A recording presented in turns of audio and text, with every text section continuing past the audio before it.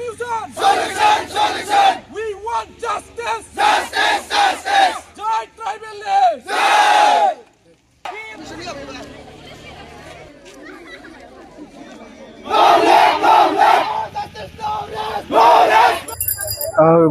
गिबियावनो फुंनि गाहाम हामलायनायखौ बयनिसिमबो जासिहरनाय थाबाय।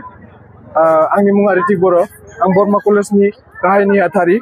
दिनैनि प्रटेस्टखौ जोङो दा गासै जा सोलिबाय थानाय एन्टि ट्राइबेलफोरा 6 कमिउनिटि एन्टि ट्राइबेलफोरा जा एसटिनि कास्ट बिगासिनो बेखौ जोङो एगेन्स्ट लानानै प्रटेस्ट खालामनायखौ जोङो बर्मा कलेजनिफ्राय लानाय जादों दिनै।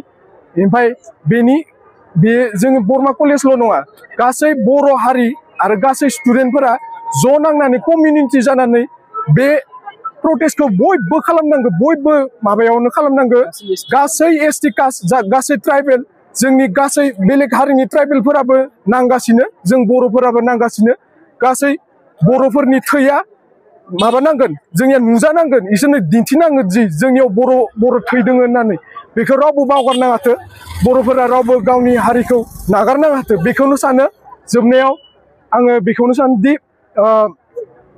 गाहाय सरकारा जि मोजां डिसिजन लाथो, बयसिम जाहाथे जेथिंबो माबा जायाथो, इनइकुवेलिटि जायाथो, बेखौनो साननानै दिनै जोङो बे बर्मा फरायसालिमानि लांगोनायाव जोङो बे आसाम बिधान सभायावहाय मोनद' हारिनो एसटि होनो थाखाय बिल पास खालामबाय।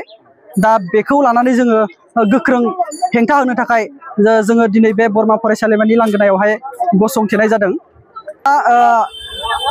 मोनद' हारिनो एसटि होयोब्ला जोंनि बे फिसा फिसा हारिफोराहाय जोबोर खहायाव गोग्लैगोन, जोबोर माने खहा जागोन। जोङो मेनलि नायोबा दा जोङो स्टुडेन्टफोरा, दा फरायफुनाय लाइमोनफोरा, दा जोङो खथा हिसाबै जों फरायनो मोन्दोंमोन।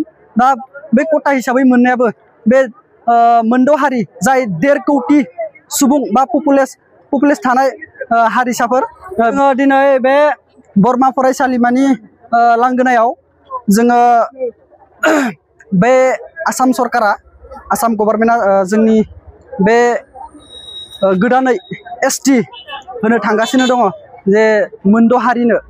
दा बेखौनो जोङो माने हेंथायै